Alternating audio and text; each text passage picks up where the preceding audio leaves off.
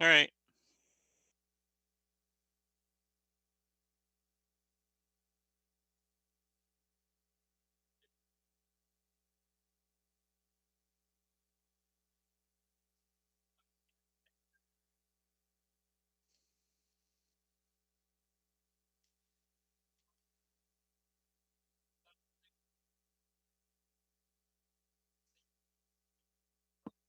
Yep, I will.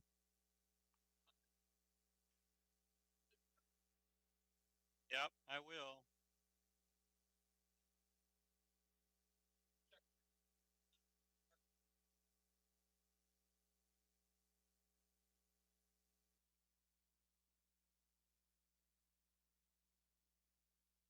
I don't know. We'll just see if Bessie shows up.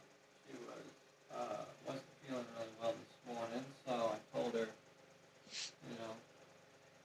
if she can't make it, she can't make it. That's all right. We will struggle along. Let's see. Camera uno. Bam.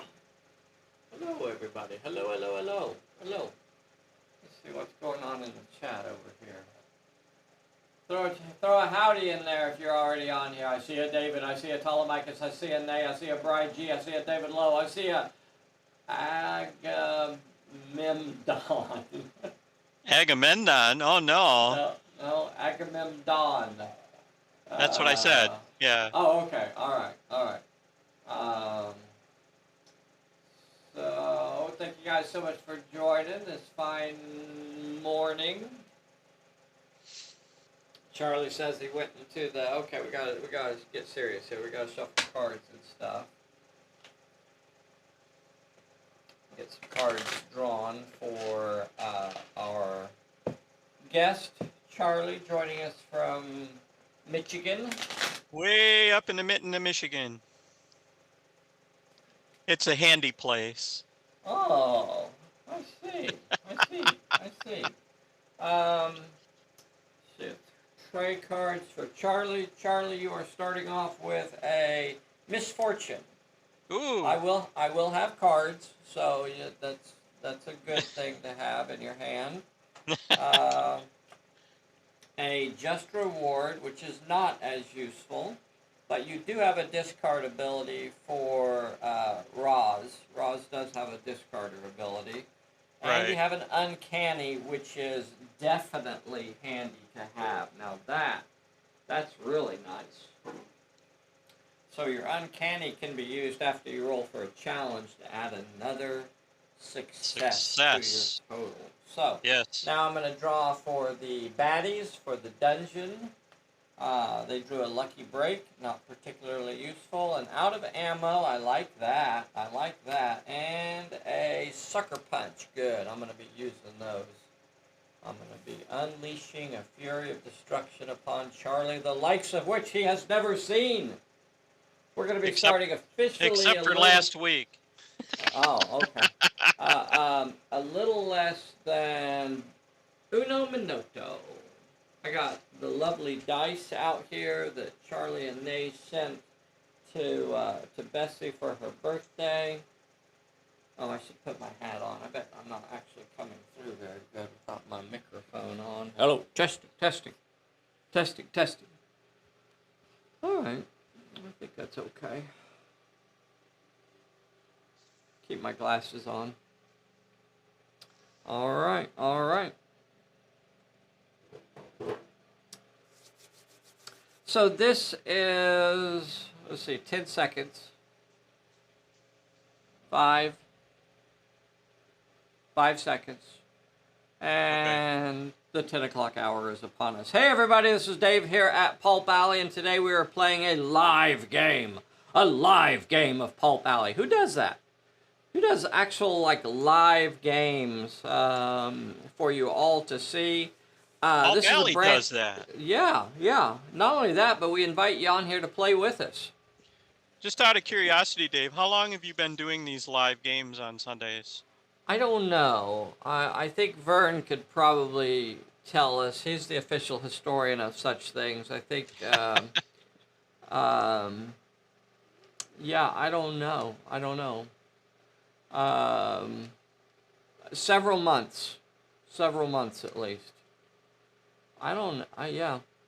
I It's would. been more than several months. The Earth concept of time always confuses me, so I don't really can't quite grasp it.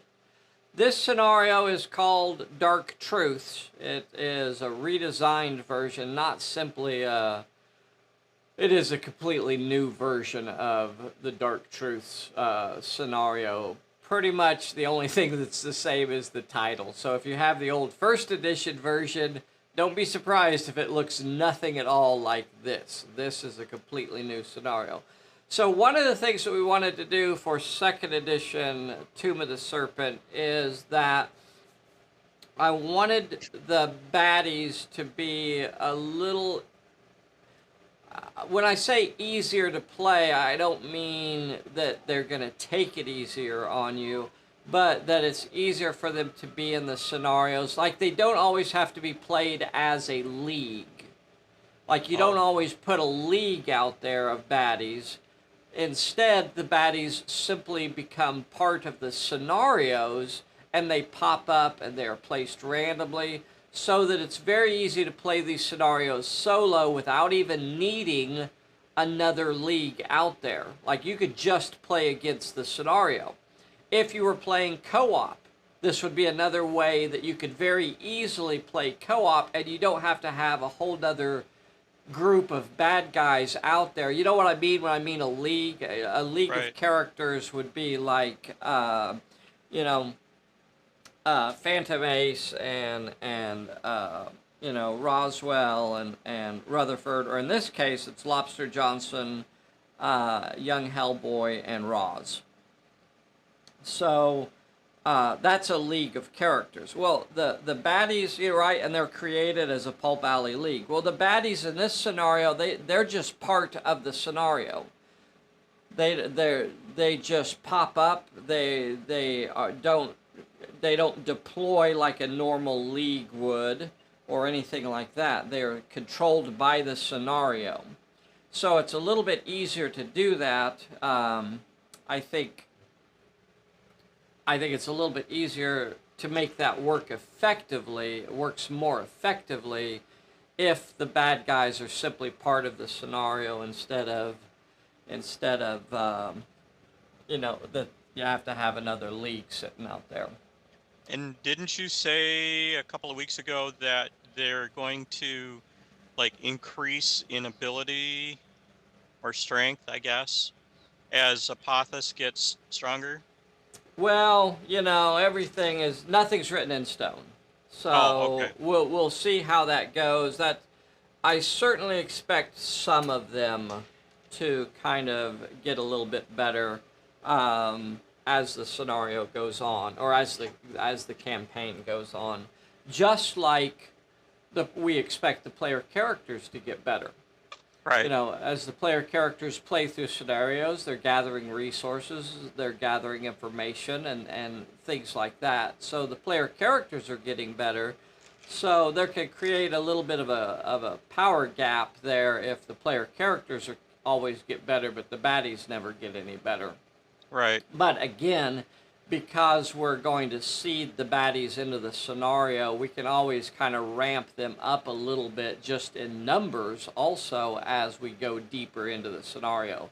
So in the early scenarios, you may not have very many of them appearing, few and far between, but then as you get deeper into the scenario, then the baddies, and there's even one scenario that I'm working on right now where the baddies are actively coming after you. Your league becomes their target, where you're about halfway through the scenario, well over halfway through the campaign, and they decide, now they're going to come after you and put an end to you. So that's very cinematic. I like that idea. Yeah, and that's part of the pulps and stuff like that, where you show up back at your hotel and they're there waiting on you and that sort of thing. Okay. Anywho, we're going to get started. We drew cards. We're starting turn number 1. This is right now I'm calling it a 7-turn scenario. Okay. This is only like the third time that we have actually played this version of the scenario, and it's a reskin of different ideas that I've worked on through the years. Um, so that's something that's still kind of up in the air. That's part of the fine tuning to figure out exactly where we need that turn length to be. We want the turn length to be tight. We don't want to say, well, you have, oh, see if you can get it done in 50 turns, right? Because part of pulp is the idea of urgency, the idea that action must be taken now. It's not time to sit down and take a tea break. It's time to get going, and right, because the bomb is about to go off, or the hostage about to be, yada yada. And so all of these things, when you watch those serials of the pulps, most things are done with a sense of urgency and excitement. And you don't get that unless you have a very limited amount of time. Somebody once said that Pulp Alley always feels like a race. And yeah, Pulp Alley is supposed to be a race against time in many ways. So yeah, that's what the old pulps and the old serials did. Okay, so we have four patrols, and then we have a random fellow. So I'm going to go high cam here and try to show y'all where my patrols are. Some of you may have already seen, what happened to my pointy stick? I used to have a pointy stick. What happened to my pointy stick? Oh, there it is. So we have a patrol. Oh, what camera am I on? That's not the camera I want to be on. Let me go to my Cooner Beans Skycam. So we have one patroller way over here. He's moving. He's going to be coming around this corner, down this main alley, and heading towards the plot point that's right here. I'm gonna put a yellow marker out because it'll be a lot easier for you guys to see. I'm gonna put that yellow marker right there. Shift her around a little bit so it's a little more obvious where it's at. Okay. All right. So that's the plot point. So in this particular scenario, there's never more than one plot point in play at a time. So the next plot point will not appear until this one is completed. We do have a wandering NPC located right here by this house. This one will simply move randomly at the end of the turn. We have a patrolling NPC that will patrol around these two houses. We have another one over here that will patrol around these houses and go down through the alley. We have another one over here that will patrol around these houses, and another one over here, kind of behind them, right there, right at the edge of the screen there, and he will be patrolling around this way. So there are several ways that this scenario can go. Basically, the good guys start off in hiding, and they have a clever disguise. So you can imagine that they are dressed up like the cultists or something like that. So they are coming in here being secretive, trying not to set off the alarm. I suspect, based on this particular league, that the alarm is going to get set off. Maybe they'll last one or two turns, but I kind of figure that the alarm is going to go off, and when that happens, more baddies are going to rush to the area, and the baddies are going to start coming after them. Right now, they are hidden in disguise. All right, Charlie. So my question is if they're out in the middle of the street and get seen by an NPC, does that get rid of the disguise? No. That means Okay. you have to roll the rules for being disguised are nothing more than the hidden rules. So it's all it just means you're hidden. So if you're standing in the middle of the street and they see you, then we will do I'm not sure who all is familiar with the hidden rules, but then we'll do a spotting check to find out if they discern who you are. For a spotting check, both the spotter, the active character who's trying to spot you, and the inactive character both roll their, the active character rolls their cunning, the inactive character rolls their finesse, act casual. And to remain hidden, the hidden character must roll more successes. They must win the opposed roll to remain hidden. Otherwise, the other character spots them, figures out, hey, that's not right, and they set off the alarm. But And just so everybody watching knows, Lobster Man has 2d8 in cunning, and Hellboy and the dog only have 2d6 in cunning, so they're yeah, not real good at hiding. yeah. So the you would roll your finesse. So he does Oh, have okay. 3 die. He does have 3 die There's 3 10. dice for finesse, yeah. Yeah, 3 die 10 in finesse. Which, you know, the way I roll, chances are he's probably going to get spotted. But you're exactly right. Only the lobster has a good chance of hiding. The other guys are kind of iffy, and then maybe like a 50-50 shot. So what you could do is they could go into the houses. They could go out of line of sight, and then they won't have a chance of spotting them. To spot someone, you do have to have line of sight to them. So if they go into a house, and there are plenty, like right there next to them there's a doorway, they could slip into that house and get away. There's another doorway, not very far away, over on this side. So they could move to that doorway as well. So I don't think I have any cards to play when you activate. So I guess I'm going to just let you decide. Now, you do have one guy that's right there. Now, they won't get a chance to spot you until their activation. So you have to decide. Are Hellboy and Roswell going to split up, maybe go in 2 different doors? Are they going to stick together? Are they going to just take their chances and walk towards the plot point? What's Lobster Johnson going to do? He could move up there. He could move 6 inches towards that plot point, and then he could even try to take out that enemy over there with a shooting attack. You're assuming that they have a silencer or something, you know, or some sort of attack that isn't going to make a sound. Okay, I was going to ask you if that would set off the alarm. No.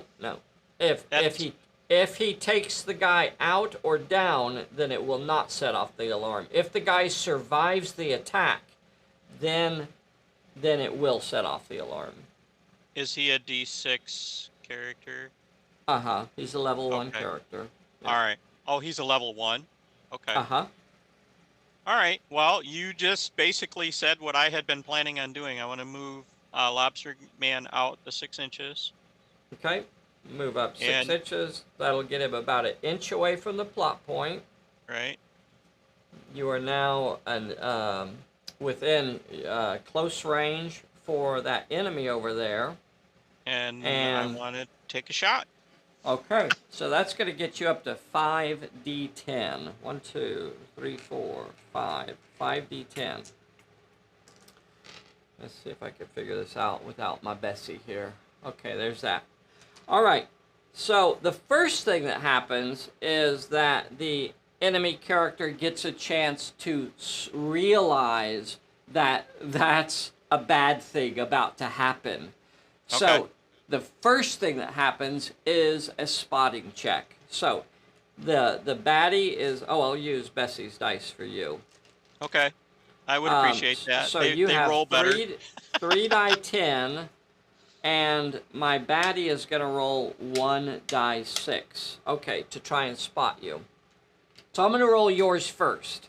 So he's coming up there all nonchalant, pretending like he's not about to attack this guy. First, he has to roll his finesse, 3 die 10. Put it up there on the screen for you all.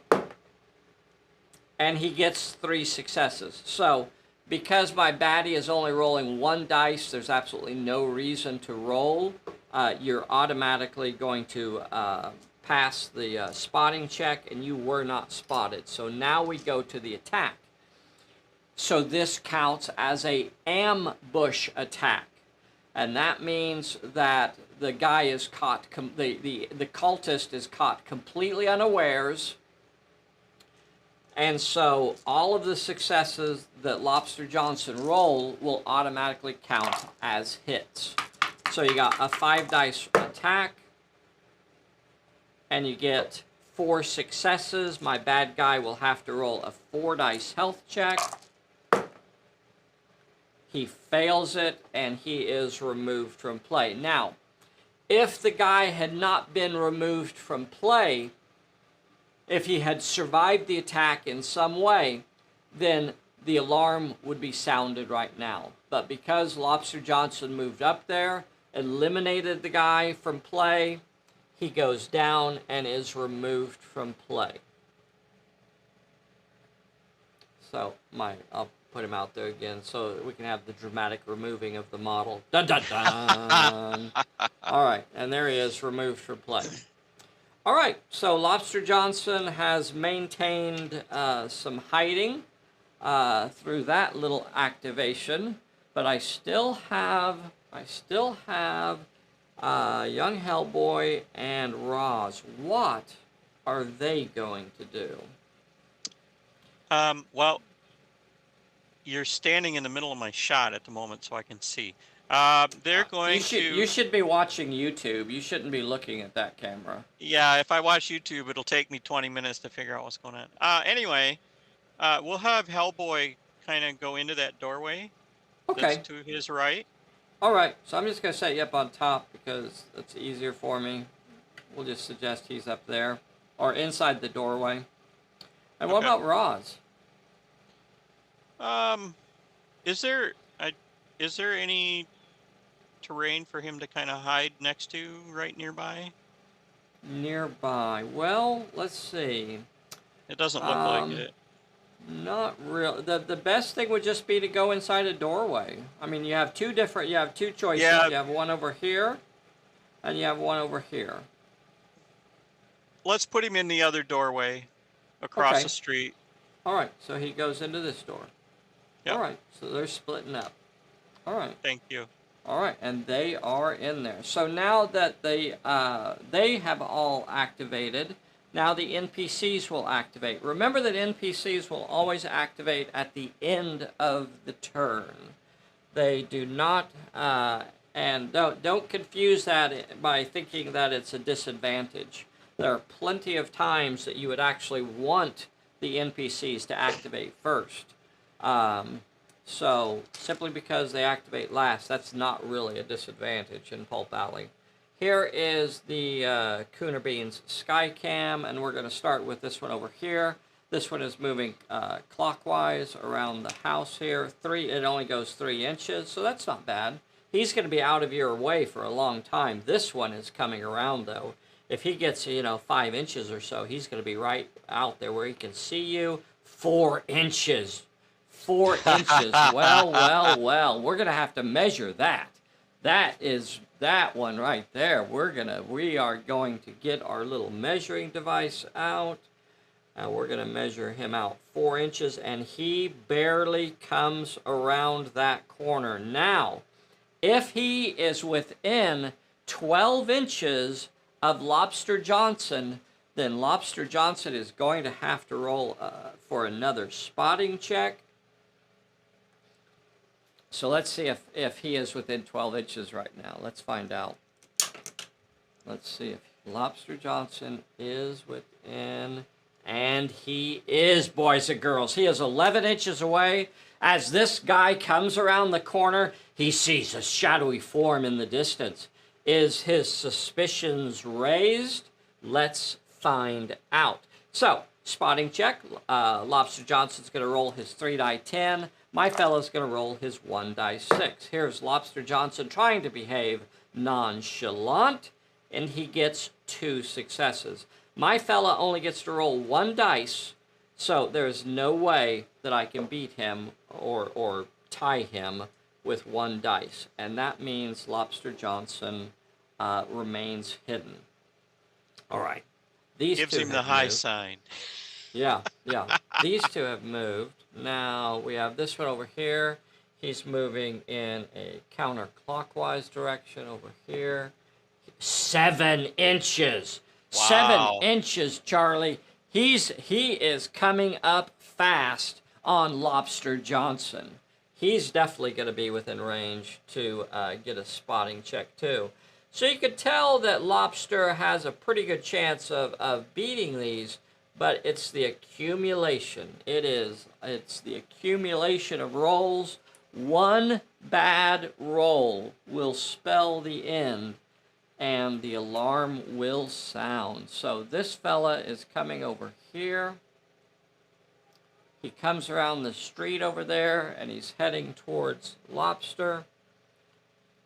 Lobster, again, has to roll a spotting check. Here is, and now he's visible by two different enemies. He's, oh. So, here's Lobster trying to hide again. 3 successes. 3 successes. He's okay. He's okay. All right, For a guy I only that's have covered one. with scales, he's got a really good disguise. He doesn't have, he's okay. Okay, and I have one more. 2 inches. Okay, well, this guy, he's a gold bricker. He's back behind here, taking it easy. He just moves a couple inches. Yeah, and he's done. And that ends turn number 1. So right now we're calling this a 7-turn scenario. We're just going to have to see if that's going to be enough as we go through this. And that turn is done. We're starting turn number 2. Your card, Charlie, is a I'm all right. Wow. I love that card. Wow, and I'm all right. That's just dirty. I needed that. I really did. Those are the ones you usually get. That would have been a good one. An unseen peril. Very nice. An unseen peril. Okay. All right, I'm happy with that. Not nice for me. Yeah, no. That's a good card. That's nice. That's nice. So as we start turn number 2, Lobster Johnson is now within striking range. Here is the thing. Remember this, boys and girls. Normally, performing an action will make you come out of hiding. And it will. And even in this, it will. It will make Lobster Johnson come out of hiding. So if Lobster Johnson comes up and starts talking to that plot point, it will take him out of hiding. But luckily for this scenario, he has a clever disguise. So that is an asset over here called clever disguise, which means at the end of his activation, he can discard a card. Oh, wait. It says if you're out of line of sight of the enemy. So, and you are not. And you have line of sight to 2 different enemies. So this could get tricky here. Do you have to wait for them to move past? Which could be several turns. It could be, 1, 2, 3, 4, 5 turns that they could have visibility on you. Or do you try to move towards one of them? Like if you move towards this guy, you could possibly take him out of action. If you move towards this guy, you could take him out of action and be around the corner where this guy doesn't see you, and use your clever disguise to go back into hiding. Yeah. So you're going to have to break up this pattern. You've got to try and eliminate some of these guys. That was my idea, was to go over there and try and get rid of the one that you were just pointing at. Okay. All right. So, I wasn't doing that very good. Here we go. All right. So, how far Lobster away Johnson, is he? Right now, so we don't want to move so far that we're away from the plot point. He's only about 8 inches away. So I can move within short range without getting a long ways away from the plot point. Yep. So what I'm going to do is I'm going to move you over this way and kind of get some of that building in the way also. Yeah. I know. Because I want to be out of sight of the other guy. Yeah. All right. Yeah. I don't know if I got a view on you there or not. Let me see if I can adjust I got this camera. Okay, so let's there put you are. a hole in him and move on. Look at that. So he moves up to that side. He's out of line of sight of the guy that's coming around this corner. Before long, he will come around the corner. All right, so this is a stealth attack. This feels very James Bond. So the first thing that happens is that one of these stealth rolls, I'm going to get you. I'm going to get you on one of these, the spotting checks. So here is your spotting. Got to get as many successes. One success, boys and girls. One success. One success. Remember that for Lobster Johnson to remain hidden, he has to roll more successes. That doesn't mean he was spotted. You got a D6 to roll. I got 1 die 6. If I get a 4, 5, or a 6 on this roll, if I get a 4, 5, or a 6, Lobster Johnson is spotted. He sees Lobster pulling his silencer out, his silenced pistol out, and you know, he is very suspicious of what's going on. 4, 5, or 6. Nobody Boys ever and girls, fails that one. if you haven't already, please take a moment right now and get subscribed to our little channel. Be sure and hit the like button for us. We really appreciate that. If I you hope you are love enjoying Lobster Johnson, push the like button. Yeah. All right. Everybody think 4. Think 4. Here we go. 1. Here we go. 1. And a 6. Lobster Johnson is spotted. The gig is up. The alarm is sounded. Lobster Johnson is spotted. All right. Lobster Johnson is spotted, and officially the alarm has been sounded now. Okay. Doesn't change the fight other than the fact that now the guy can actually use his dodge skill of 2 die 6 against this fight. He can't shoot back because he doesn't have any ranged weapons. So Lobster Johnson still is making his attack of 5d10. And here is the attack.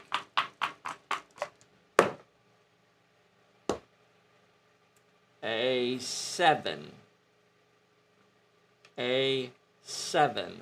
2 1s, a 2, and a 3. That was a perfectly average roll. I don't want anybody complaining about the rolls. That's because you used your dice. That's because I used my lovely red dice. My lovely weighted dice. So, 2 die 6 dodge.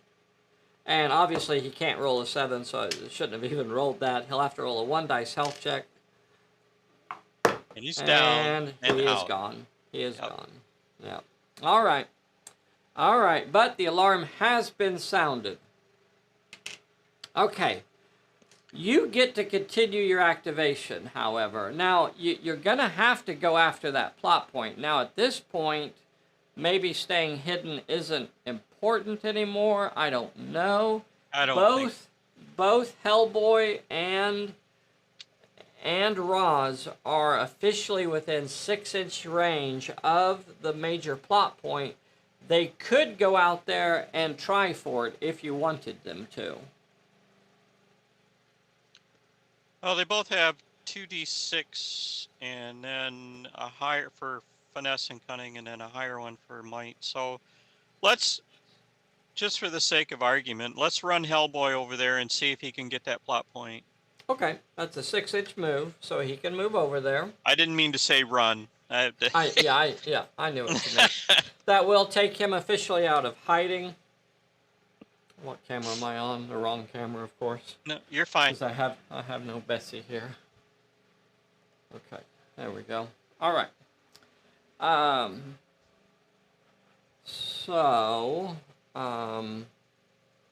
Hellboy moves over to the plot point. Chatters with the old lady, trying to figure out the clues here, and he's gonna have to roll 3 successes, boys and girls. This is the peril. This is the peril. 3 successes with shoot, cunning, or might. 3 successes. Oh, well, he's got 4d8 and might, so I'm guessing that's the one we're going to use. 4 die 8 and might. 1, 2, 3, 4. I'll try and make sure I use the right dice. I was going to say, use the colorful one. Here is the 4 die 8. You need 3 of these. Double checking your cards. Okay. And you got 2 successes, 2 4s. Charlie, you have an uncanny in your hand. Going to spend it. Yes, please. Okay. 2 4s, and he adds the uncanny, and that gives him the 3rd success that he needs. and she almost pushes him aside, but he convinces her not to hit him with the frying pan. It's that All right. stone fist. Now, yeah, it made her a little bit nervous. Now, I forgot to get the cards cut out, so I have to do this the dirty, scrappy way. The plot points are, you know what? I'm going to just cut them out. It'll save us time in the long run if I just cut these out. Yeah, yeah, I'm gonna go ahead and cut these out. Well, while Charlie, he's doing that, there you go. the plot point cards are as follows. There's the Disturbing Remains, Oh. which you roll successes with might. The scenario reward would be that I gain a +1 bonus to my next challenge. And the little quote on the card says, "The stench is overpowering. Good thing I skipped lunch." The second plot point is a secret message. It looks like some sort of code. Maybe it's the laundry list. Who knows? Roll 2 successes against cunning, and the scenario reward is that I would gain 1 bonus for my next challenge. And then the third plot point is Mr. Mad Aziz. No one has ever returned from that foul place except for Mad Aziz. I get to roll 2 successes with either might, finesse, or cunning. And if I fail this plot point, he wanders 1d6 in a random direction. All right, I'm back. So we have the secret message. We have the old friend. Do we have an old friend? Oh, yeah, there's the old friend. We have the disturbing remains. We have Mad Aziz. Oh, and we have the corrupt official. The corrupt official. One, two, three, four, 5. So for this scenario, you know, I didn't really need to go through all of this, but I've already started, and that means I can't stop.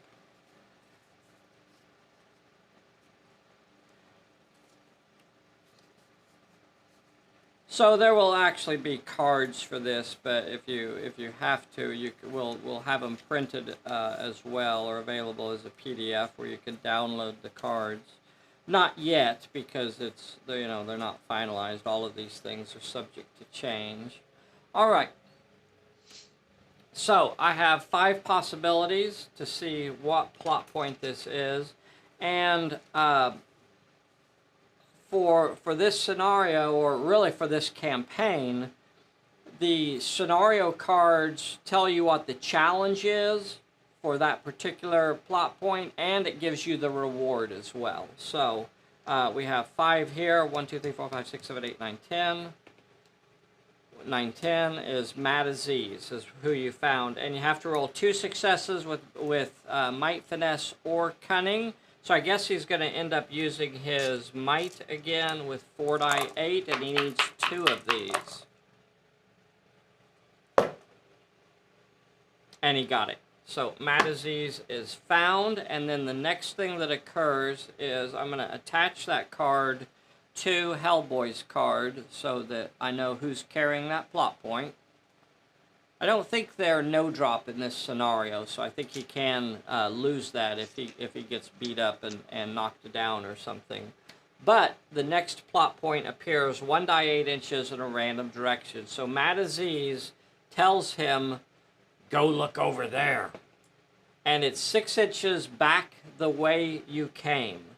6 inches back the way you just came from. So it is back in this area over here. The Alley of Mystery. Uh-huh. That's not a bad spot. Hellboy is out of hiding now, so he is seen by that fella over there. No, you can't go back into hiding because he's in line of sight. Okay. So you still have not activated Roz. Roz could And run out here and try and grab the next plot point. that's exactly what I was thinking, is that Roz is a That's pretty intelligent dog. He can run over there now that it's available this. and Yeah. Yep. try to get it. Yep. Okay. So Roz moves over there, and then we will get a peril. So here is the Now, peril. is that on the reward cards for the scenario, or is that No, the perils are still random. okay? So one with finesse. So she has 2 dice in finesse. Yep. And no more tricks up his sleeve. Oh, I better use the pink dice. Roz insists on the pink dice. Here is her finesse. This is for the peril. And she got the 1 success she needed. So now we will draw a random scenario card. We still have 4 left. So we'll pick one at random. 1, 2, 3, 4, 5, 6, 7, 8. 1, 2, 3, 4, 5, 6. It is the old friend. Nice. For the old friend, Roz has to roll 2 more successes with finesse, and guess what? She only has 2 dice in finesse. So that is the old friend over there. The old friend is over there. She only has 2 dice in finesse. We don't have any more tricks up the sleeve, so we're going to have to get both of these. Will have to be a success. You don't want to 50-50 see chance. me. Let's put Roz up there. Okay. So she's sniffing around over there, and she says, no. She gets 1 success. She gets 1 success. What's it say here? Scenario mark. So there's no special for that one. It doesn't move or anything like that. Because some of the scenario cards say that they move when they're if you fail them or something like that. I'm going to put 1 success on there to show that that can be completed as a long action. So she's over there sniffing around. She's got half of it completed, but that is the end of your activation. And now the baddies start coming. The alarm has been sounded. So what am I going to get here? We know Nothing. that at, let's see, whenever the alarm is raised, I move 12 and an attack of able. X new NPCs appear at the end of each turn, 1 each. Okay. All right, so what they're going to do next is they're going to start coming at you. So we'll start with the one that can see Hellboy. And it will rush at Hellboy.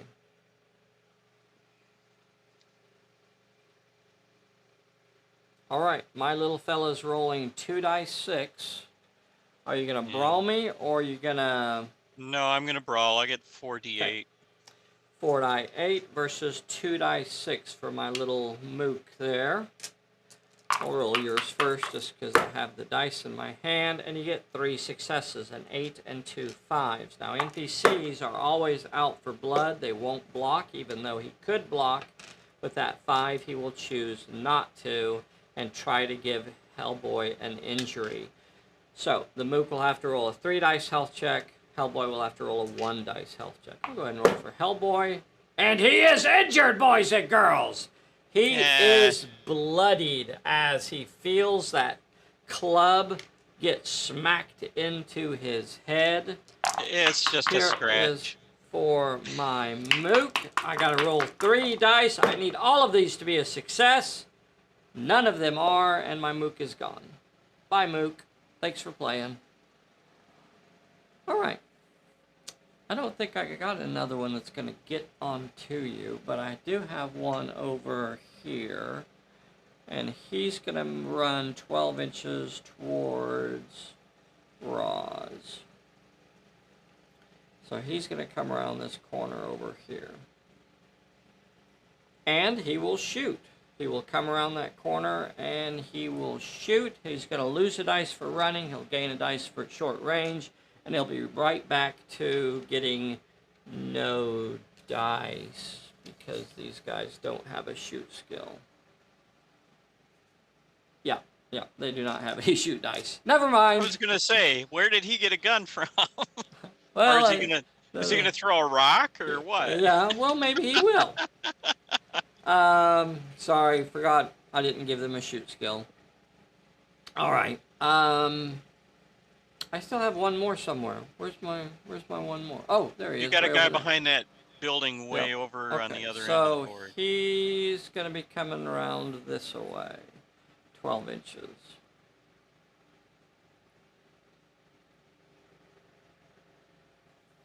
Okay. So he comes around this way, and he's running that way. So now I will get X more cultists will appear towards the middle of the table. So remember, boys and Now, girls, whenever X means that you draw the top card off the deck and you look at the X number, and it is a 2. So I'm going to get 2 more baddies. they're all over in the cafeteria. They're not. And D8 inches from the center of the table, which is basically that kind of that little step there. 2 inches back this way, so as one comes around the corner over here.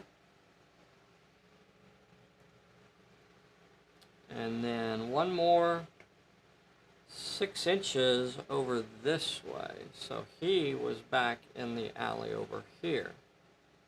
So there are the 2 new fellas that show up. Okay. That ends the turn. We do have a recovery check for Hellboy. Hellboy will get to roll for his recovery, see if he can shake off that injury.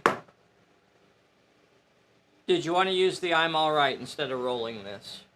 I think I'm gonna save that for a more dire situation. Okay, here is the dire situation, and he remains injured. Figures. Remains injured. All right. Ends the turn. We're starting turn 3.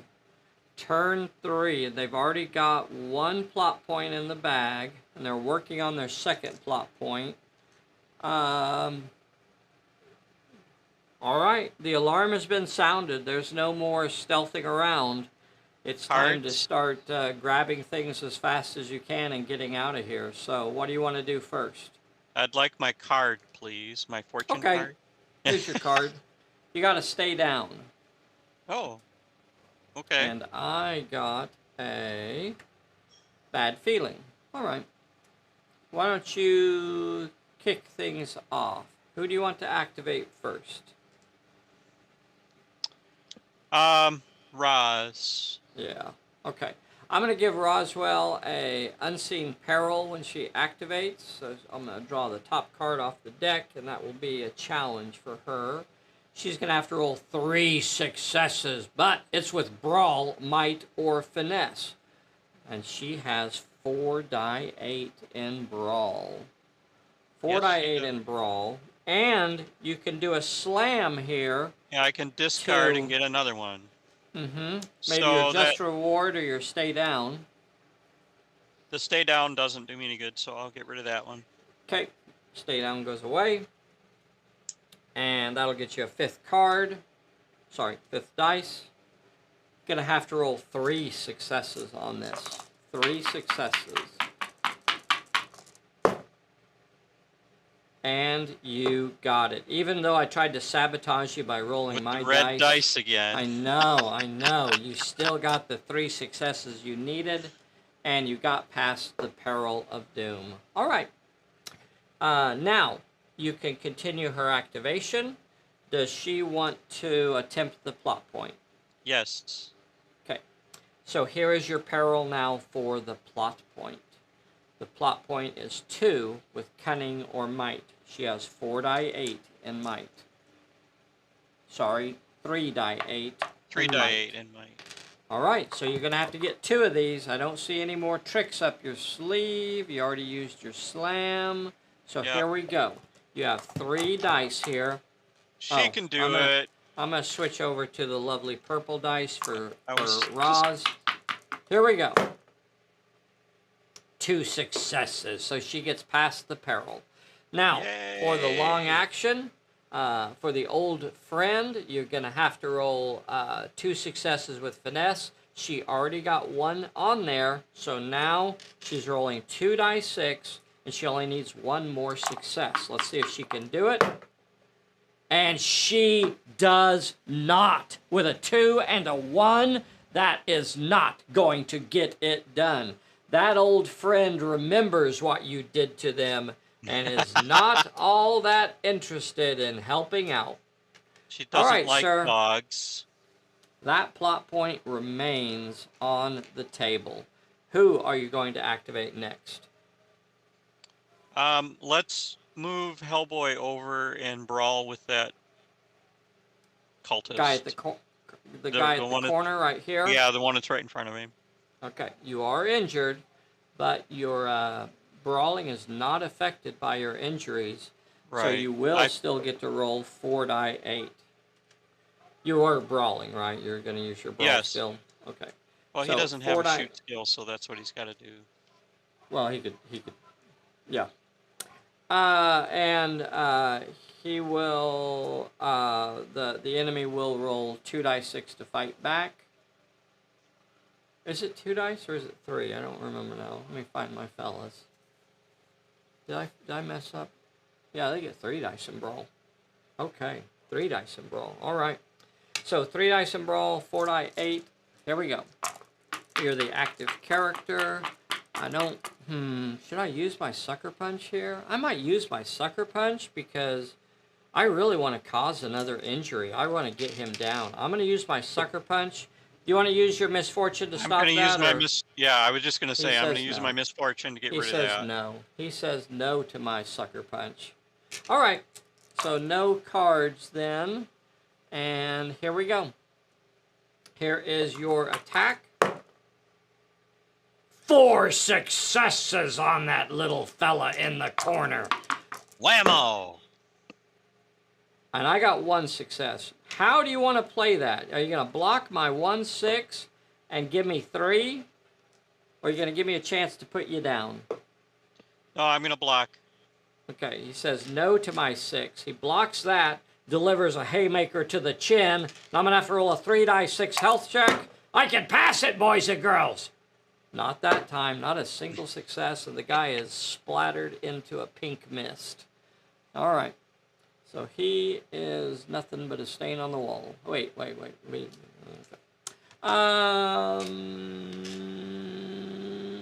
You still have 1 character. I've got Lobster Boy there. Has not activated.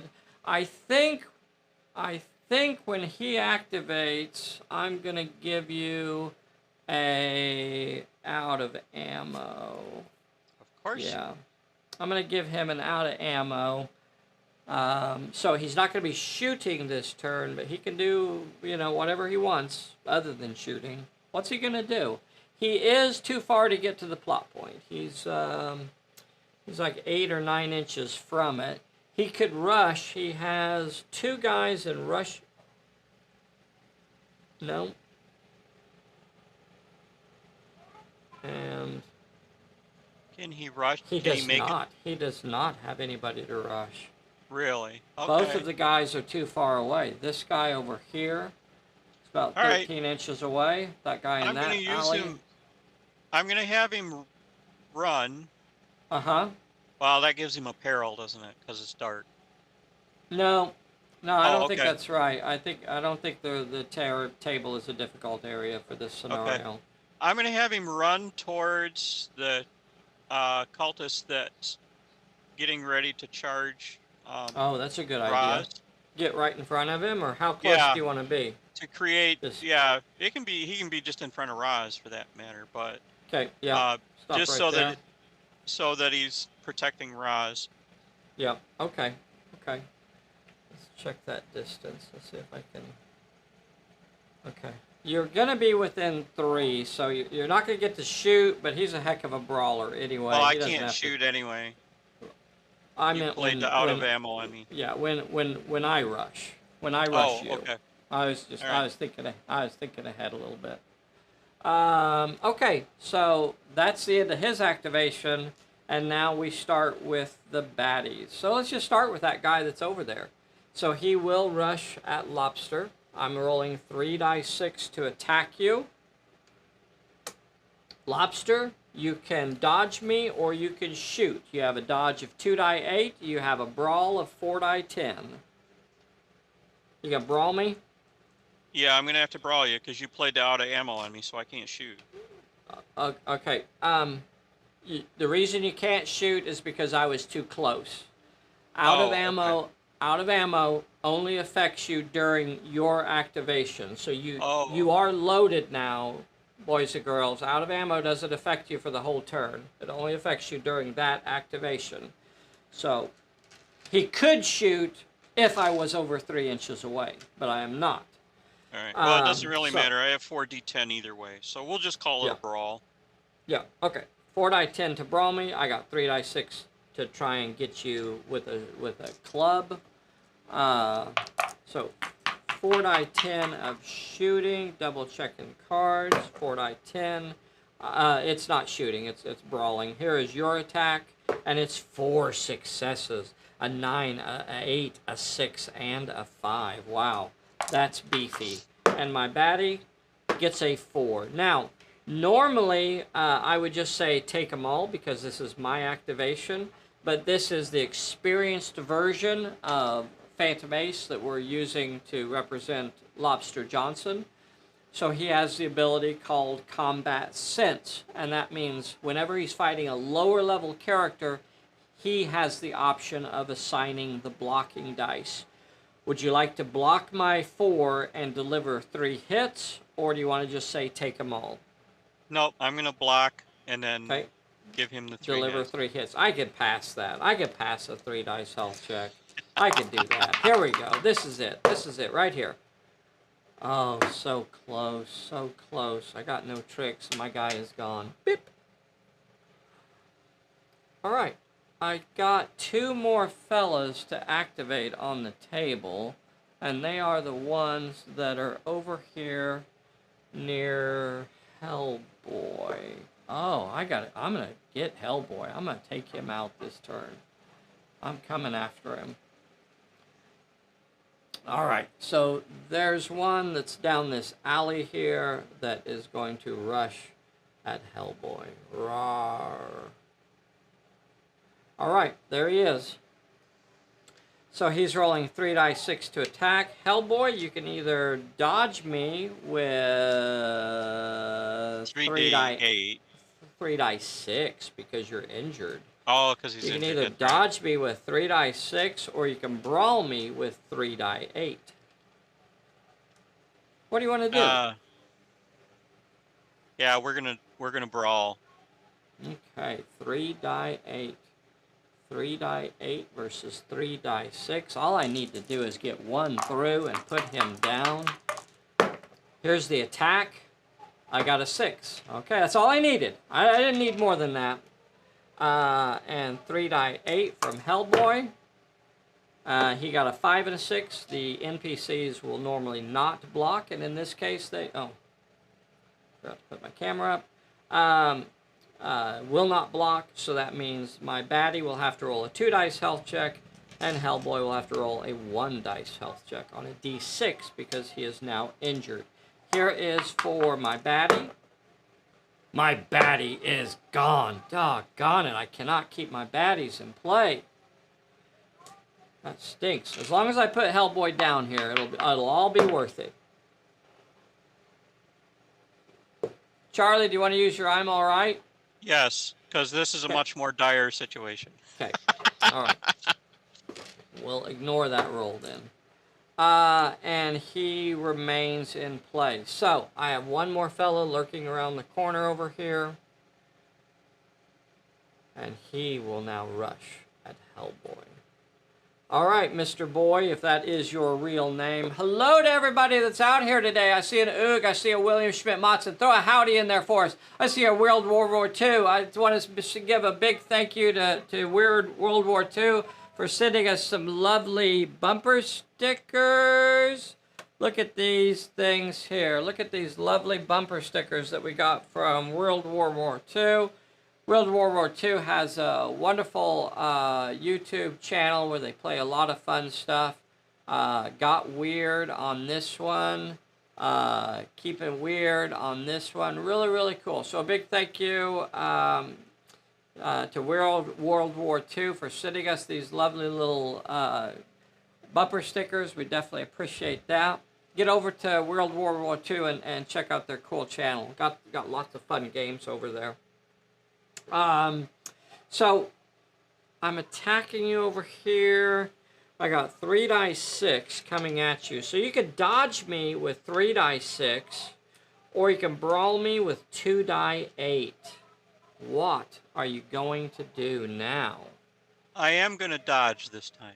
He's going to dodge. He's using his 3 die 6 to dodge my 3 die 6.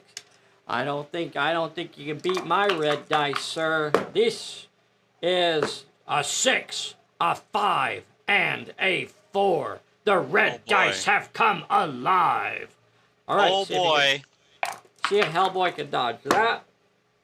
He dodges the 5 and the 4. He's going to have to roll a 1 dice health check. Let's see if he stays on his feet. And he does not. Hellboy is beat into the ground like a cheap tent peg. He tripped. He's down. All right. And then we're going to place 2 more baddies. No, not 2 more baddies. We place X at the end of the turn. Remember, you draw the top card, you look at the bottom number, and it is a 3. It is a 3. How did you get all the numbers on the top of the deck? I know it. Well, I stacked the deck. I'm gonna be honest. I need more baddies. I just put the big numbers on top. On the top, so, yeah. Yeah, it's not complicated. It's just called cheating. Look it up. So here come my 3 baddies. 3 more baddies. 3 more baddies coming out to play. 3 inches over this way. So he's right there next to Lobster and Roz. 5 inches over this way, and 6 inches over this way, so 1 more inch. All right, so there's those 2, and there's that 1. So, oh, doggone it, wrong camera again. So this one's over here, these 2 here, and the 4th character is right here. All right. Let's see. At the end of the turn, we also do recovery checks. So let's see if Hellboy gets up. If I roll a 4, 5, or a 6, Hellboy is getting up. What happened to my... Oh, okay. 4, 5, or 6, Hellboy gets up. And Hellboy is gone. Hellboy is removed from play. He was conked. He was conked out. That's not good. Well, it's good for me. That's good for me, Charlie. It's good. It's all the point of view, right? It's good for the baddies. It's good for the baddies. Are we the baddies? A big howdy to Idiot Luggage up in Colorado. Ants FF. Lobster on a roll. Do love me some lobster roll. We got Edward Hooper. Edward Hooper, Neil Morgan, Daft Fully, Phil down in Florida, Jim Stute. We got Nay watching today. We got Damian Larson over in Utah. We got Ptolemaikus in Pennsylvania. Weird World War II down in Texas. Questwise, I think Questwise is up in Michigan as well. Thank you guys so much for being here with us today. If you would like to do this on a Sunday morning with us, we play at 10 a.m. Central Time live. If you'd like to do this, send us an email or a Facebook message and say, hey, I want to do it too. Now, we do sign up about 2 months in advance. So if you signed up today, you would not be scheduled to play until like November. So that's where we're at on that. And let me tell you, it's a lot of fun. It is fun. And it really Always doesn't matter fun. how much you've played, right? It doesn't matter if you've played no games or 1,000 games of Pulp Alley. You can come on here and beat me anytime. The turn ends, and we're starting turn number 4. We're going to draw cards. Charlie, you drew a warmed up. A warmed up. I drew a Bad news. Okay, I'll take it. Bad news. I like that. All right, Charlie, we're starting turn number 4. You're working on your second plot point. You have 4 baddies in play right now. What are you going to do? Actually, Is Lobster going to go after the plot point, or are you going to yeah, have Roz do it? let's have Lobster try the plot point. He's got a better Okay. chance of passing it. Lobster activates. I don't have any cards to play. I'm going to draw your challenge. Your challenge for the peril is 2 with finesse or cunning. He has 3 die 10 in finesse.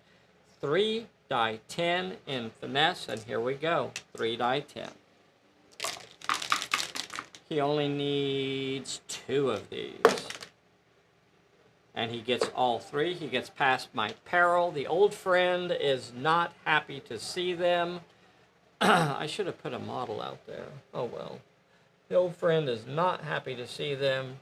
And now all you have to do is get that last success on finesse. Another 3 die 10.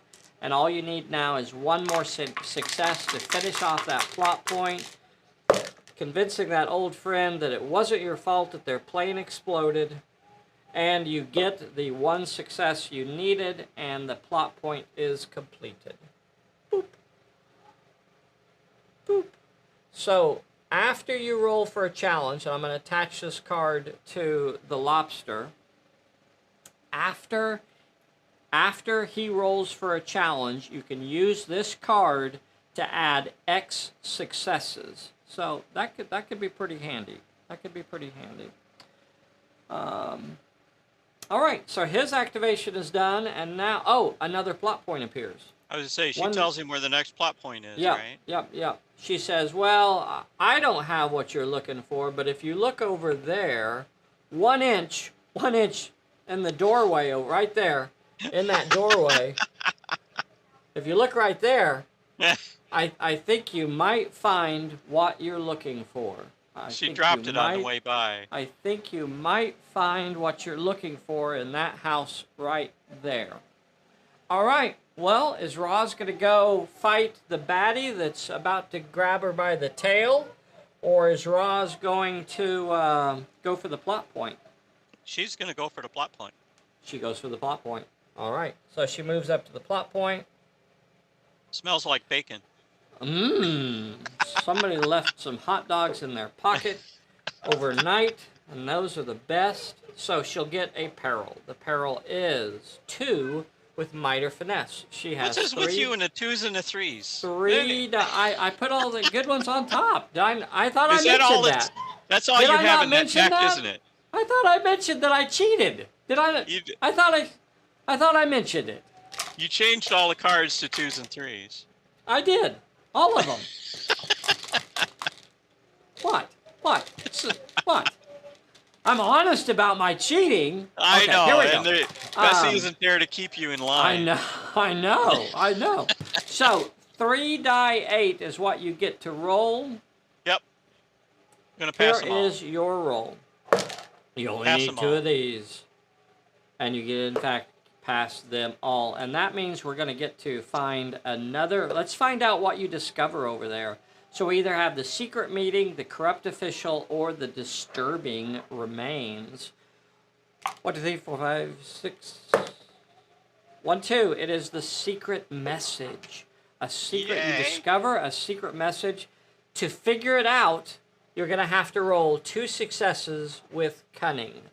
Roz has 2 die 6 in cunning. 2 die 6 in cunning. Gonna have to roll 2 successes here. Let's see if she can do it. Nah.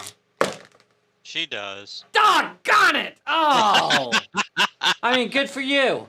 Yeah. No, that's what I meant to say. Good for you. There's a reason we sent those dice to Bessie. Dang it. Dang it. All right, fine, whatever. I don't care. All right. So And that gives Roz the plot point. bonus for her challenge. She gets a bonus on her next challenge. Correct. Correct. So we're going to attach that to Roz. So it is now attached. And we're going to place another plot point.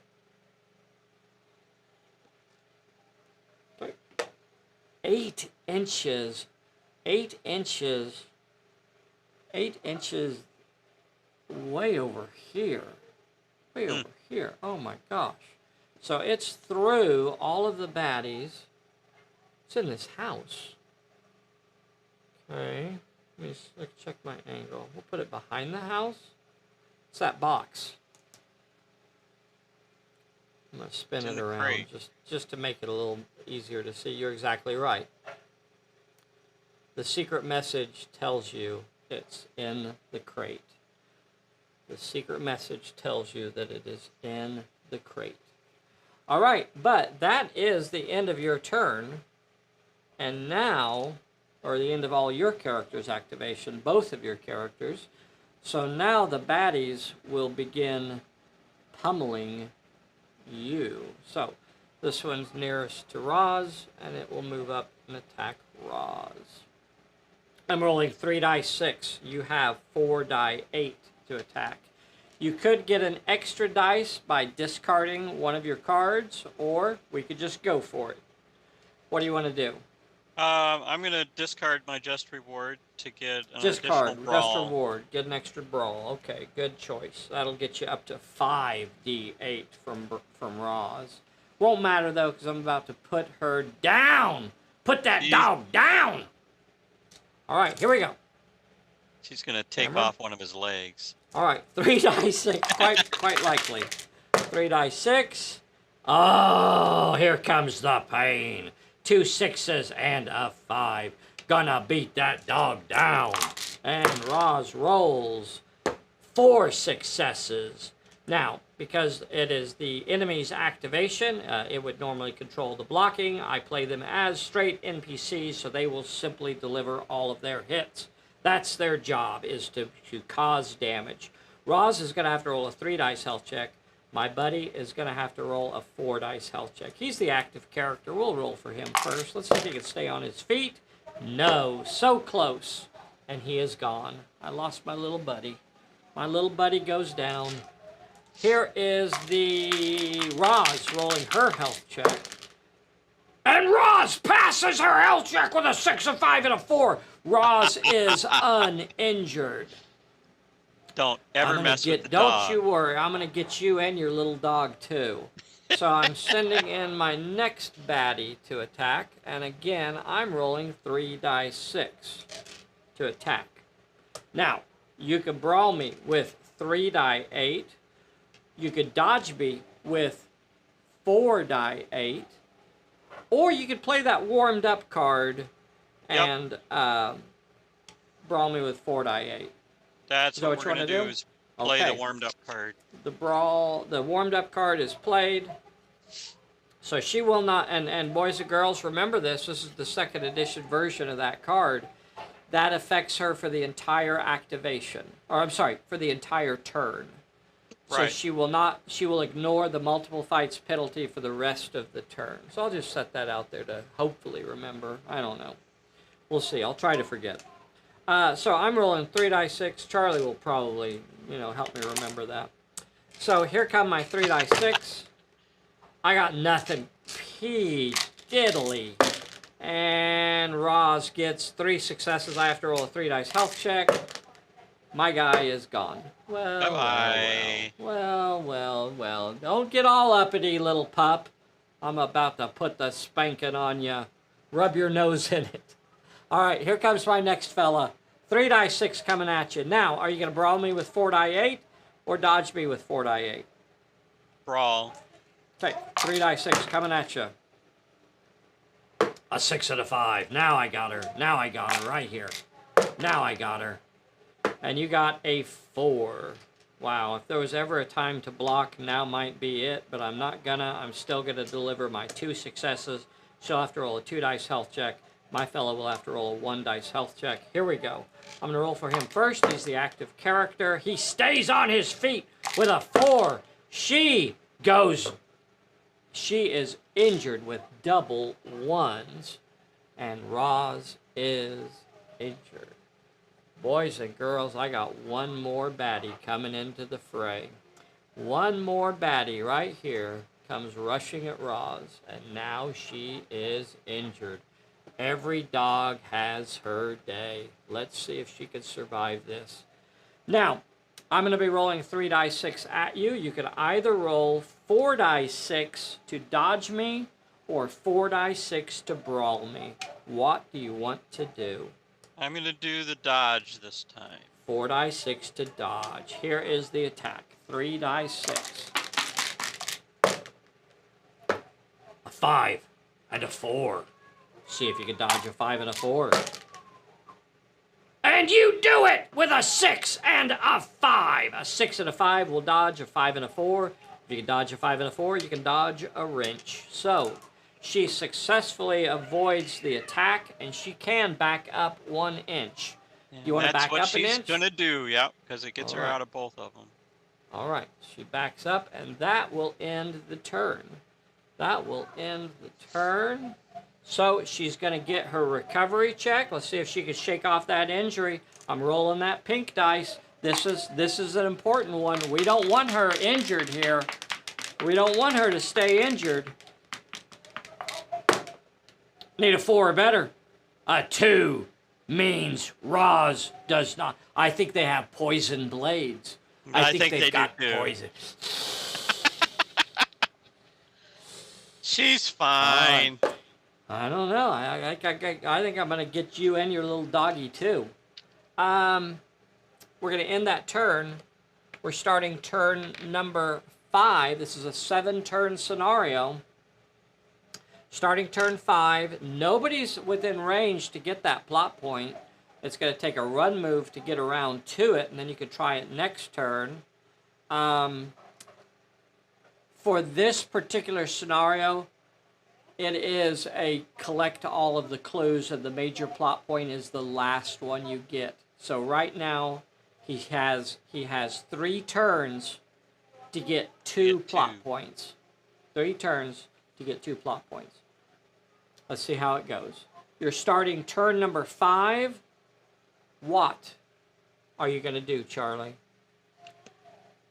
Is there a way to get through that building to the other, go completely through the building? No, not through the building, but you can. No, there isn't. There's no door on the backs at all. But I mean, you can just as easily run around the building. I mean, yeah. I'm gonna have to go the full 12-inch run for both characters. So we'll start with Lobster. Okay. I don't think I have a card that I want to play on you. Okay. So a 12-inch run is going to basically get you about 1 inch away from it. Now, do you want to stop at the corner where you could shoot at one of these guys and still be within 3 inches or so of the plot point? Yeah. And then maybe eliminate one? I don't know. It's going to be like a 9-inch move to the corner. And you could shoot at one of them from there, and you would still have a 3-inch move. I mean, they won't be able to... Yeah, we know you got to move over 6 inches. So from there, you could shoot. You're going to be at a -1 for running. You're not going to have a +1 for shooting, so you'll simply have 3 die 10. You know what? That's really close. I'm going to double check that range. I could shorten you a little bit. Yeah, then there's no reason to take cover because they can't shoot at you. So if I leave you just a 1/2 inch closer, that's fine. That's going to get you your +1. And you're still within 6 inches of the plot point next turn. All right, so from there, you're going to get your short range. You're going to have... Oh, doggone it, wrong camera. So there you can see Lobster. There's the plot point. There's the fellow that he could shoot at right over there, just barely in short range. So you do have to run to get there, so that's going to cost you a dice, but you'll get it back, so that'll put you back to 4 die 10. He will be dodging. I'll use your lovely dice. Okay, 4 die 10, and I will be dodging with 2 die 6 because I cannot shoot back, and here is the roll. 3 successes, 2 7s and a 6. I'm not going to be dodging those 7s at all. Maybe I could stop the 6, and I do. I stop that 6. The 5 is useless, however, because the 5 cannot stop a 7.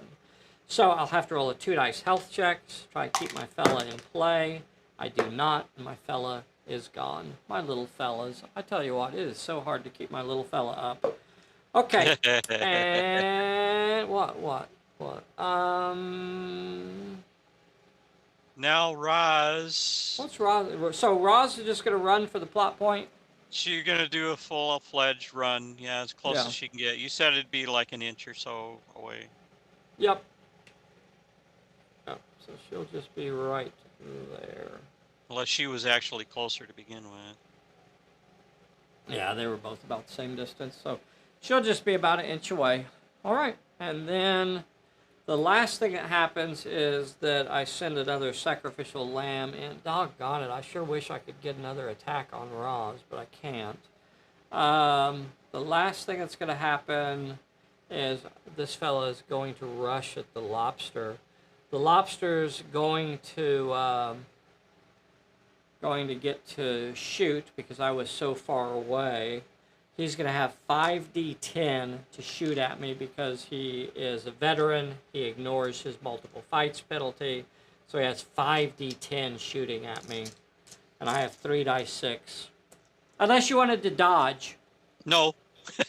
All right. Whatever. I'm going to go ahead and roll your shooting first because I got the dice in my hand. And you got a 9, a 7, and a 4. That's not going to be good enough. That's not going to get it done. All right, here's my 3 dice 6. 2 6s. Now, again, you have combat sense. So because you're fighting a lower level enemy, you could block both of my 6s and still deliver 1 hit. How do you want to play that, though? Do you want to play it very safe or very dangerous or somewhere in between? I love that about Pulp Alley. You know, Mila and I just love playing these games. We've played them all our lives. It's a lot of fun. So many games take your choices away and don't really give the players an opportunity to play the game. So when we were working on Pulp Alley, we wanted to make sure that it was a game that players were really engaged in and had choices to make. This is a great example of that right here. You're going to have to decide how dangerous, how much are you willing to risk? Yeah, I think I'm only going to block 1. Okay, he says I'm going to block 1. I do have to try and keep both characters in good shape. Yeah. Because I've only got two. I've only got 2 turns left to get 2 plot points. Yeah. Here we go. So here we go. My baddie's gonna have to roll a 2 dice health check, and Lobster's gonna have to roll a 1 dice health check. I don't have any tricks up my sleeve. Here we go for my baddie. My baddie is gone. I lost my baddie. Damn it. I passed one of those dice. That may have been because I had to roll 2 dice because he took the risk and he forced it a little bit more. But did he cost himself? Because he took a hit. I got that chance. I got the chance have natural right here. armor. He's good. No, you're getting injured right here. Here is the injury. Ba-bam! And that's a 2, boys and girls. That is a 2, and Lobster is bloodied by the sword of the cultist. As he goes down. Right. Yeah. He stabs you in the toe. Yeah. He bites your toe. Arr, arr. With that a is little the turn, butter, it except tasted good, yeah. We're going to have some recovery checks. I'm going to do a red dice, white dice. Oh, no. I'm going to do red dice, white dice. Are you really? I am. I'm going to do red dice, white dice. And Bessie isn't here to stop me. We got a red dice and a white dice. I'm going to drop both of them in the cup. Red dice, you get to call it. The red die has to be for Lobster. Red dice. Oh, Lobster's already gone, though. So you either have raw... Oh, no, Lobster. Okay. I'm sorry, I was thinking Lobster. Hellboy. All right, Lobster is the red dice. Here we go, boys and girls. Red dice is a failure. Lobster remains injured. Roz shakes off her injury, recovers from the poison, and is no longer injured. Boys and girls, that's going to end the turn. No, we have two back. Oh, we don't know how many. Oh, I'll pretend that I don't know. I'm about to draw a 2. Yeah, or a 3. Everybody, but it better be a 1. No, it's going to be at least a 2. I need at least 2. Everybody All right, out there come on. chant 1. Everybody, 1. Everybody chant 1. Everybody 1. think 3. Everybody No, think 1. 3. 1. Here it is. 1. Boo! It's a 1. Dang it. That stinks. It's the only one more. in the whole deck. I know. All right. 8 inches in a random direction, so he's 6 inches back over this way. I'm going to put it back in this corner over here. So he comes out of that door over there. Yep. Comes out of that door over there, and he sees. Heard all the commotion. Wants to know what's going on. What's going on over here? I was sleeping. He probably Lobster was. remains injured. All right, we're starting turn number 6 of a 7-turn scenario. This is still doable. But it's coming down to it. If he could complete this plot point, he could actually win the game this turn. Roz completes the plot point. He gets a lucky bounce with where the next plot point appears. Right next door. He could get there. All right. Cards? But he's not gonna. Because I got I got one fierce cultist on the board. All right. What are you going to do? I want a new card. I want a good lucky card out of the fortune Here's deck. your lucky card. Your lucky card is called Focus. That actually is kind of nice. You drew a Focus. I need something better. I need something really good. The bad guys. Well, you don't need a card. You're fine. Draw a steady aim. Oh well. Okay. That is a good card. Don't you laugh. It's like you said. That's a good card. That's a really good card. You stop that. Don't you laugh. We're not here to be having fun, mister. All right. Serious business. This is serious. This is to save the world and stuff. All right. What are you going to do here? I'm going to move Lobster over to a point. He's going to do the plot point? Okay. Yep. All right. Here we go. Lobster comes around the corner. Now he's still injured. He comes around to the crate.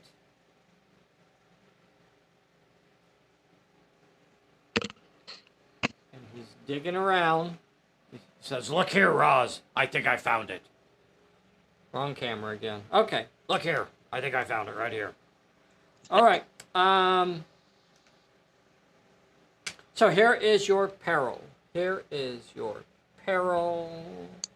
peril says 1. Wow, now all the stinking 1s are going to show up. That's just great. 1 with finesse or cunning. So you got 3 die 10 in finesse. I don't see any. Oh, do you want to use your focus and get an extra dice? Or do you think you can do it on 3 die 10? I think I can do it with 3 die 10. Oh, that's where your mistake was, sir. Yeah. 3 die 10. You got to get 1 success. Let's see if you can do it. And you do it. All right, so you're past the peril. I now have 2 cards left in the scenario cards stack. So I have the Disturbing Remains and the Corrupt Official. Who's back there? So we're going to go with 1, 2, 3, Corrupt Official. 4, 5, 6, Disturbing Remains. 1, 2, 3. It is the Corrupt Official that is back there. So he must have been sitting on the crate, not... Yeah, the Corrupt Official was back there in the dark alley. Let's see. We'll put this guy. I was going to put a miniature out there for it. See if I can find somebody that looks suitably corrupt.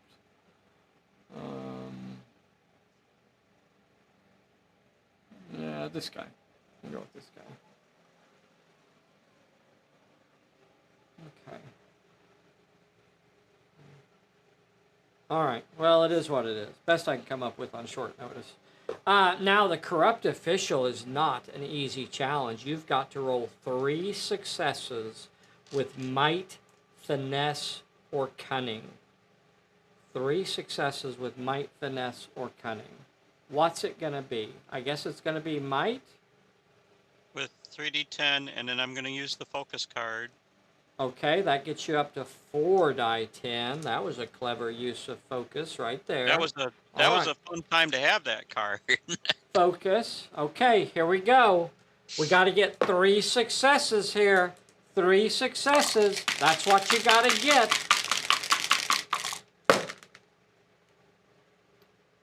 And you got 1. Oh my gosh. Look at that. Failures. You got 1. All right, now, Charlie, you got 1. Yeah. Now,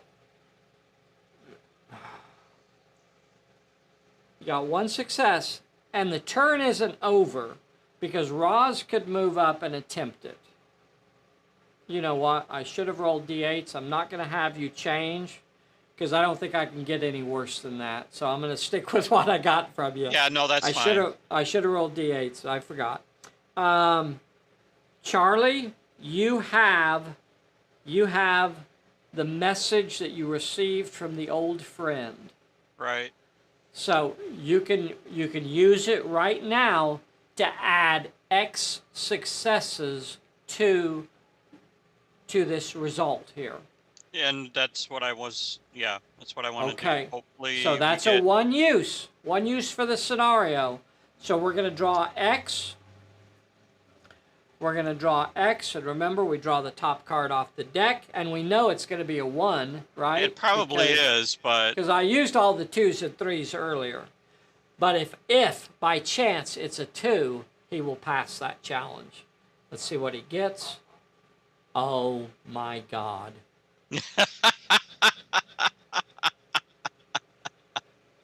One of those in the entire deck. What are the chances that it shows up at that exact moment? That's what called stacking the deck looks like right there, boys and girls. That's what it looks like when somebody stacks the deck. What are the chances that that card came up right then at that moment? Ridiculous. Okay. All right. It added nothing to it. You did get 1 success on the challenge. Can Roz get the other 2 successes? She'll have to face a peril.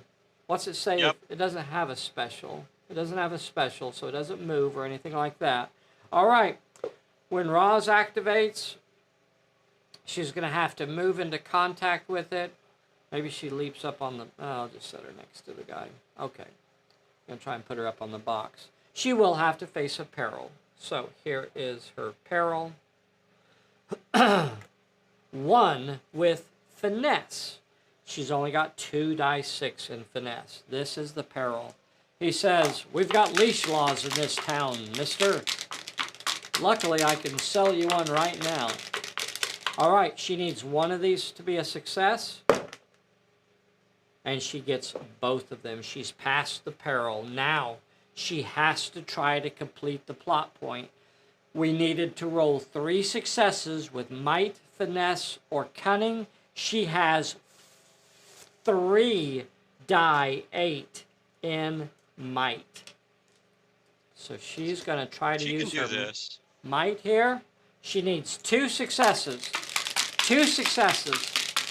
Think 2, everybody. Come on, 2. Oh, they must have been thinking 2s because you rolled a 1, a 2, and a 4. Oh my gosh. Yeah.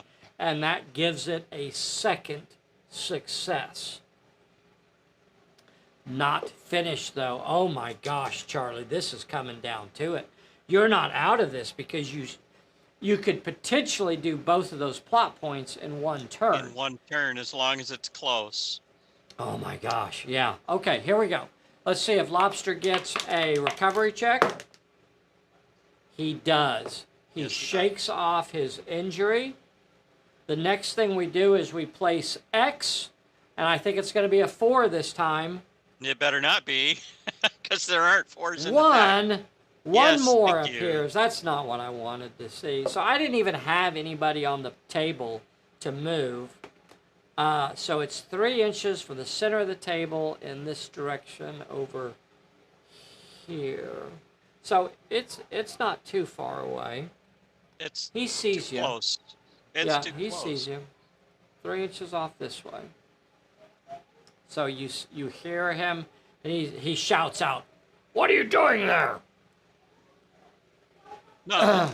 And you could tell it is making the corrupt official a little nervous to be seen with you. So we're starting turn number 7. This is it. This is the last turn of the game. We're drawing cards. We're drawing cards. Last turn. Still winnable. You drew an uncanny, Charlie. An uncanny. I need a misfortune here. Everybody think misfortune. Boom! There it is. Trip up. Oh. Well. A trip up. That could be it right there, boys and girls. The trip up could be the one. Because when the next plot point appears, it's going to be a D8 inches away. I could stop that character from moving over 3 inches. Let's see what we get here. All right, corrupt official. What are you going to do, Charlie? Who's activating? The dog?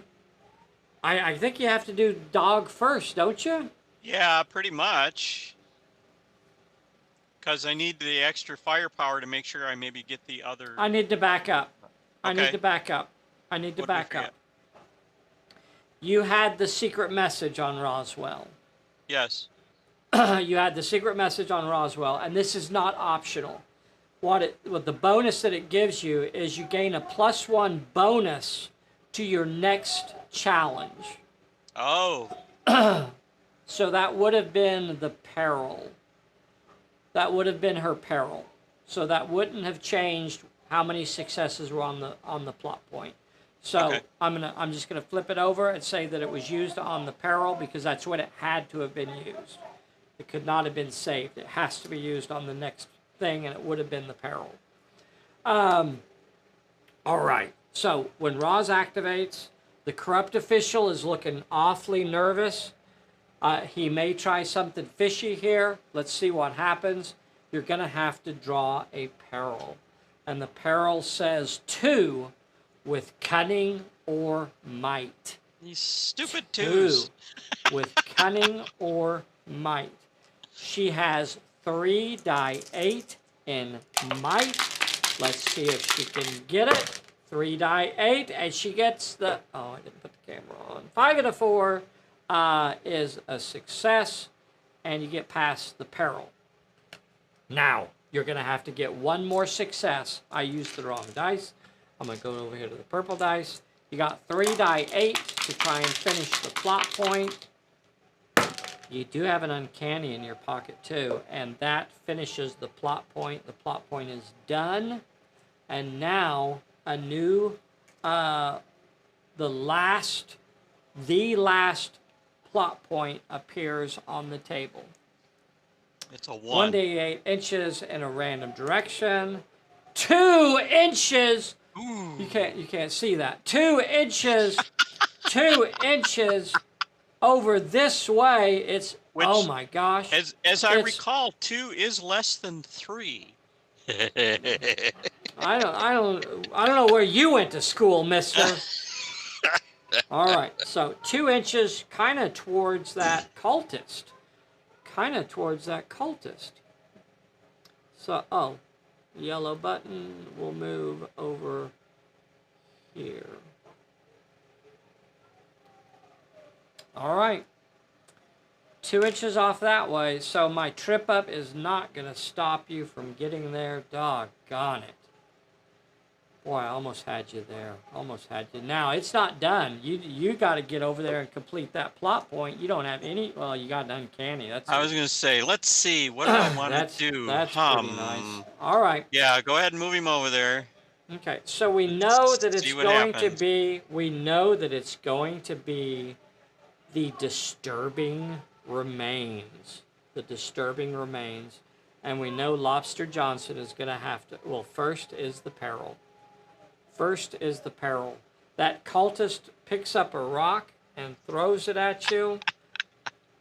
You're going to have to roll 2 successes with might or finesse. And he's got 3 die 10 in both of those. Yeah. 3 die 10 in both of those. All he has to do is get 2 of these. Hold on. Okay. I have I'm my holding uncanny. On. Yeah, after you use that. roll. Yeah, after you roll. Never mind. Yep. And you got the 2 successes you needed. You make it past the peril. And now we know it is the disturbing remains is what you have discovered. And you're going to have to roll 2 successes with might. 2 successes with might. We know you've got 3 die 10 in it. The last turn of the game, almost the last roll of the game. You got all the successes, and you don't even need to roll. You don't even have to use your uncanny. And on the last turn, you capture the last plot point, and that was the Hyksos scroll, the lost scroll of the Hyksos. And that was it. That came down to the wire. 7 turns was tight. I have to say, this is one of the big reasons I really enjoy this game and keep playing it so often, because things change in 1 die roll in the entire game, and then it changes back. Yeah.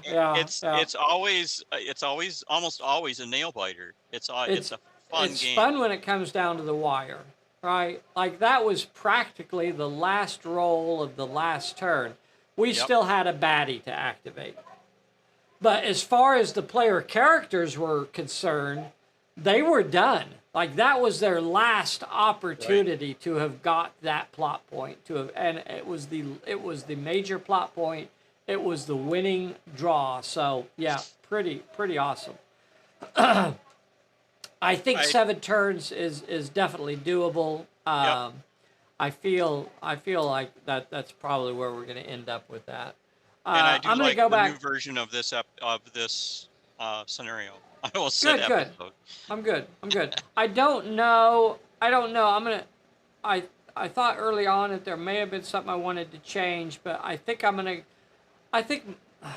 was trying to decide whether or not I wanted my baddies to have a shoot skill, because maybe they should have 1 dice. I don't think I'm going to give them a shoot skill. I think I'm going to leave them just basically, thugs with, swords and things like that, and clubs and things. I don't think I'm going to do that. But one thing, recording these games, it helps us go back and, like Dave saying, little buddy, maybe thinking, like it's with the headhunters. You remember that one episode, though, where they almost got off the island? That was probably my favorite. Anywho, if you haven't already, please take a moment. Make sure you hit the like button for us. That's really important to us. You got that's your way of showing us some support, of letting YouTube know, that we're putting out something that you're actually enjoying. Take a moment and make sure you're subscribed to our channel. Hit the bell. I'm losing my voice here. Don't forget to join us in October for Pulp Palooza in Albuquerque, New Mexico. Come join us if you can.